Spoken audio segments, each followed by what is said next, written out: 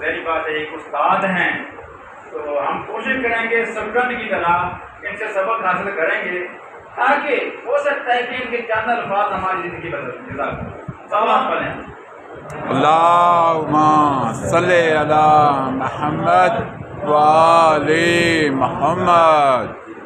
نعرہ تکبیر، اللہ اکبر. نعرہ رسالت، یا رسول اللہ. نعرہ حیدری، یا علی. آواز بلند صلوات. اللہم صلی علی محمد وآل محمد.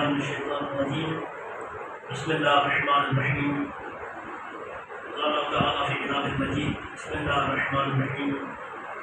ادعو الی سبیل ربک بالحکمۃ والموعظۃ الحسنہ وجادلهم بالتي احسن ان ربک هو اعلم بمن ضل عن السبیل وهو اعلم بالمهتدین. اللہم صلی علی محمد وآل محمد. حدیث میں انڈیا خان ریجن کچھ منٹ کے زیادہ کا مشہور ہو کے انہوں نے یہاں افغانستان کا ہلال کشف بخشا. دوسرا میں اپنی کمپنی کا اظہار کرتا ہوں کہ میرے سامنے انتہائی سینئر دوست موجود ہے تو کوشش کروں گا انشاءاللہ جو سب مجھ سے سیکھا ہے تو آپ کو بھی سناؤں اور انشاءاللہ مل کے اس سے کچھ سیکھنے کی کوشش کریں. اور محمد والے محمد صلوات. اللہم صلی علی محمد وآل محمد. دوستان، انسانیت کا اساسی مقصد اللہ تعالیٰ کی معرفت کا حصول ہے، لیکن مسئلہ یہ ہے کہ مادی زندگی کے اندر قدم رکھتے ہی ہم یہ بھول جاتے ہیں اور اس اصلاح بنی نوع انسان کا یہ شروع سے ہی چلا آ رہا ہے کہ چونکہ شیطان نے بھی انسان کی گمراہی کے لیے ڈیرا اٹھا رکھا ہے، وہ ہر وقت راہ راست پر موجود ہے کہ وہ انسان کو اس راہ مستقیم چڑھا کر گمراہی کے راہ پر لے جائے. لہذا رب کائنات نے راہ مستقیم پر انسان کو قائم رکھنے کے لیے انسانوں میں سے ہی کچھ بندے مقرر فرمائے جن کی ذمہ داری یہی رہی کہ وہ ہدایت کے راستے کو بھولنے والے انسانوں کو اس منزل کی طرف رہنمائی کرے.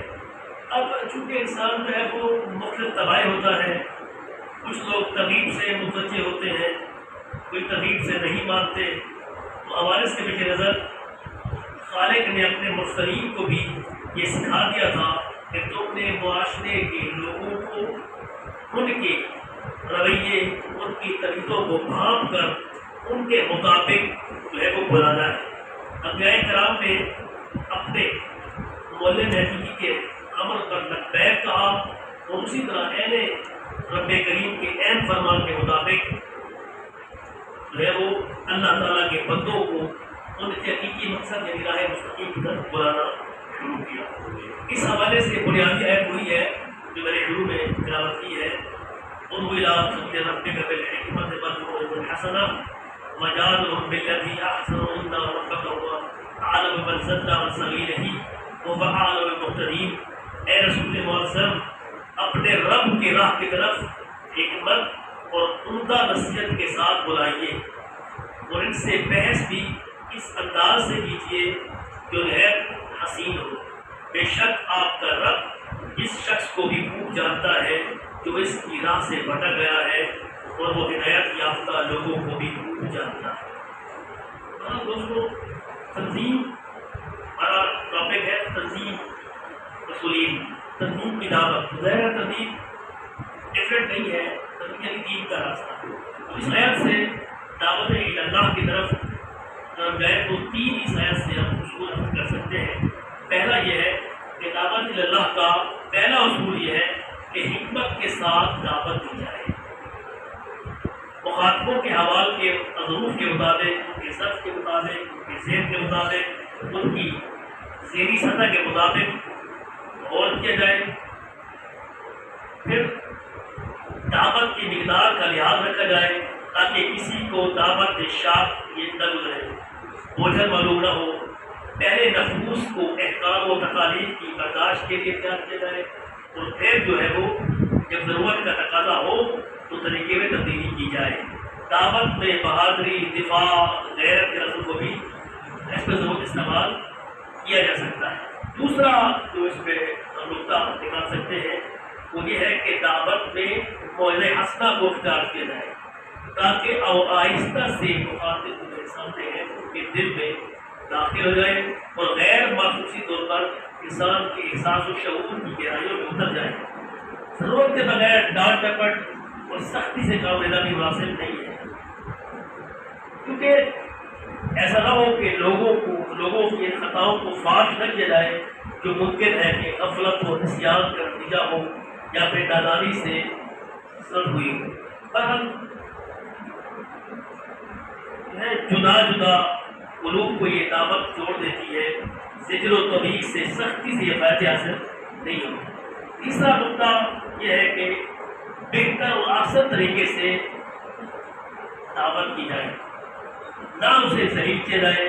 اسی طرح مخاطب مخالف بن کر سامنے نہیں آئے گا بلکہ اس کے دل میں دائی کی محبت پیدا ہوگی، وہ سمجھے گا کہ دائی مجھ پر غلبہ پانے کا ارادہ نہیں رکھتا بلکہ وہ مجھے مطمئن کر رہا ہے۔ بس اگر اس طرح ہم کوشش کریں کہ سامنے والے کو محبت اور پیار سے اپنی طرف بلائیں گے تو یقیناً وہ ہماری طرف کھینچ کے چلا آئے گا۔ یہی تینوں اصول اگر ہم تنظیمی طور پر بھی لاگو کریں کہ جس مومن کو ہم جس دوست کو ہم تنظیم کی دعوت دے رہے ہیں، انہیں اصولوں کو اگر ہم وہ سامنے رکھیں تو پھر اس کے نتیجے بھی بالکل جو ہے وہ ڈفرینٹ سامنے آئیں گے اور ہماری دعوت جو کامیاب ہو۔ دیکھیے اس میں اگر الفاظ پہ غور کریں تو ایک اشارہ اور بھی ہے۔ دیکھیے دنیا میں ہر صاحب صلاحیت آدمی کسی نہ کسی کو دعوت دیتا ہے۔ اب یہ ہو سکتا ہے کوئی خاندان، کوئی برادری کے مفادات کو بلاتا ہے، کوئی ملک کے لیے، کوئی قوم کی عظمت کے لیے بلاتا ہے، کوئی جمہوریت کی دعوت دیتا ہے، کوئی اس طرح بلاتا ہے، لیکن سب سے بلند اور اعلیٰ و ارفع دعوت وہی ہے کہ اللہ کے بندوں کو اللہ کی طرف دی جائے اور وہ اس کے دین کی دعوت دے۔ حقیقت یہی ہے کہ اس زمین کے اوپر اور اس آسمان کے نیچے انسان کے مرتبے سے بلند تر مرتبہ کوئی بھی نہیں رکھتا، بس وہ تعین اور تمہیں ہرگز جو ہے وہ انسان جو ہے وہ یقیناً اگر انسان اس بات کو سامنے رکھے کہ کوئی چھوٹا سا چراغ بن جائے جس نے اندھیرے میں روشنی پیدا کرنی ہے تو پھر یقیناً جو ہے وہ لوگ اس کو متوجہ ہوں گے۔ بہرحال اب تک جو ہم نے کچھ عرض کیا خلاصہ یہی بات کرتا ہے کہ امت مسلمہ کی غرض تاسیس اور اس کا مقصد جو ہے وہ دعوت اللہ ہے۔ مقصد یہ انسان کا کہ وہ بندوں کو اللہ کی طرف بلائے، اس کے بندوں کو اس کے خالق کی طرف بلائے، بلکہ دنیا میں اس کی سلطنتی ہی نہیں بلکہ اس کے وجود کو بتا کا تمام بھی نظار بھی اسی پر ہے کہ وہ اپنے اس بات سے مسئلے کو گواہ ہم ادا کریں۔ دوسرا یہ ہے کہ پھر دعوت اللہ جو ہے وہ نبی اکرم صلی اللہ علیہ وسلم کی سب سے زیادہ موقع سنت ہے جس پر آپ نے تواتر عمل کیا اور پھر ہمارے ائمہ کرام علیہ السلام نے بھی اس پر عمل کیا۔ پھر انہیں اپنی زندگی کے اندر ہی اپنے ایسے داعیاں بھیجے جن کو بتایا کہ آپ جائیے لوگوں کو دین کی طرف بلائیے، کس طرح سب نے پہلے بات کی کہ اکثر انداز پیار کے انداز سے۔ تو مختلف مذہبی جماعتوں کو فرقوں نے بھی اپنے لیے مسلک و مشرق کی شاعت اسی کے لیے مبلغین کی جو سند جاری کی ہوئی ہے وہ آپ کو پتہ ہے، تبلیغی جماعتیں ہیں، بستر بند ہیں، بستر بولے سب کچھ لوگ موجود ہیں، لیکن دکھ کی بات یہ ہے کہ ہمارے اندر یہ بات نہیں ہے۔ اگر ہمارے کچھ لوگ ایسا کام کرتے ہیں تو پیسے لے کر، لاکھوں روپے کی فیسیں لے کر، پروٹوکول لے کر، ٹرین ٹکٹ لے کر، ہر دعوت اللہ کا اصل لوازم بات یہ ہے کہ ایمان اور عمل صالح، اصل بات ہے ایمان اور عمل صالح۔ جو خود دعوت دینے جا رہا ہے اس کے اندر تواضع اور انکساری ہونی چاہیے۔ اگر اس کے اندر تواضع نہیں ہے، انکساری نہیں ہے، تو تو اس طرف نہیں کھینچے. متکبر انسان بات لوگ نہیں سنتے, مجبور سن لیں گے لیکن اس کی بات دل میں نہیں اترے گی. ایک متواضع ایک منکسر انسان کی بات دل میں اتر جائے گی. بس دعوت اللہ کے بہت سے پہلو اور بے شمار مدارج ہیں اور مراتب ہیں, لیکن ہماری آج کی مقصد موضوع ہے دعوت اللہ کی وہ ابتدائی اور بنیادی مرحلے ہیں جن تک ہر باشعور مسلمان عیسائی ہوتے ہیں وہ لازم ہے. سب سے بہترین اس کا راستہ مان کے اس نے کرم کا ہے, پھر آپ اخبار کا ہے. اگر ہم ان پر عمل پیرا ہو کر سب سے پہلے اصول کو ضوابط کو اپنی زندگی پر لاگو کریں گے پھر اس کے نتیجے بہتر ہوں گے. سلمان کہتا ہے لما تقولون ولا تفعلون, تو وہ بات کہنے کی وہ اس پر عمل نہیں کرتا. اگر ہم میں سے ہر شخص پہلے دوسرے کو بلانے سے پہلے, دعوت دینے سے پہلے, نصیحت کرنے سے پہلے خود اپنے آپ کو نصیحت کر لے یا خود غور کر لے کہ جو بات کہہ رہا ہوں کیا میں نے اس پر عمل کیا ہے. اگر ہم تنظیمی دوست تنظیم پر سنی کسی ایک فرمولے پر عمل کر لیں تو یقیناً پھر ہماری تنظیم میں بھی بہتری آئے گی, ہماری اپنی زندگی میں بہتری آئے گی. پھر انشاءاللہ معاشرہ کامیاب معاشرہ بن جائے گا.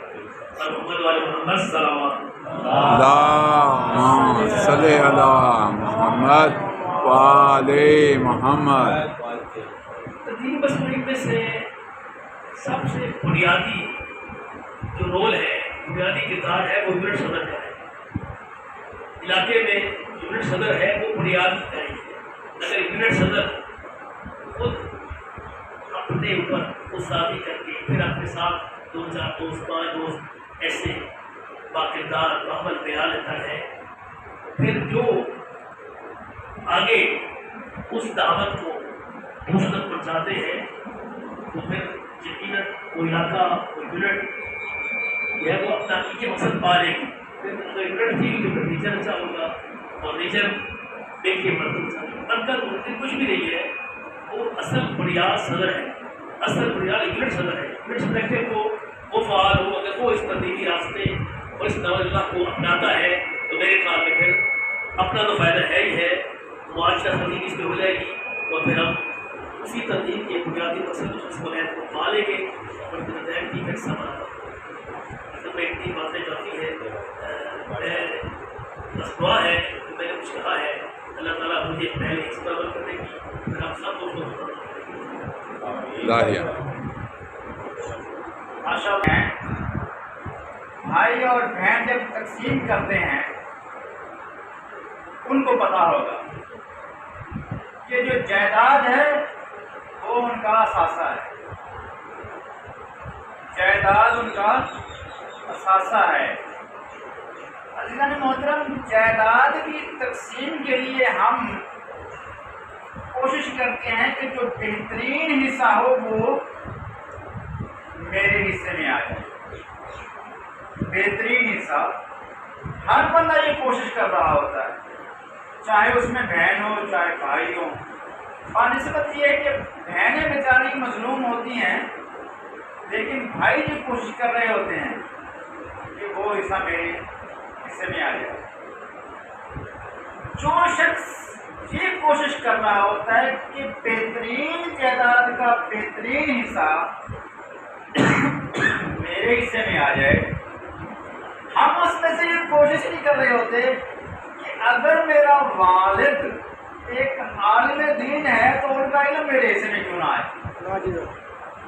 کبھی نہیں ہوا یہ, میں نے نہیں دیکھا. میں نے نہیں دیکھا کہ کوئی اولاد یہ کہے کہ میرے والدین کی کتابیں میرے حصے میں آ جائیں. میں نے حالانکہ پڑھی ہے کہ کتابیں اپنی اولاد کے لیے چھوڑ کے جاؤ تاکہ وہ جاہل نہ رہ جائیں. اگر وہ جاہل رہ جائیں تو اس کی ذمہ داری آپ کی ہے. بلکہ اس سے سخت جملہ میں نے ایک عالم دین کا سنا, اگر کوئی شخص اولاد پیدا کرتا ہے, ان کو قاتل ڈاکو بناتا ہے, ان کو زانی و شرابی بناتا ہے, قیامت والے دن وہ شخص چاہے کتنا ہی پرہیزگار متقی کیوں نہ ہوگا وہ اپنی اولاد کا جواب دے ہوگا. تو عزیزان محترم, کوشش کرنی چاہیے کہ ہم اپنی اولاد کے لیے ایک علم چھوڑ کے جائیں.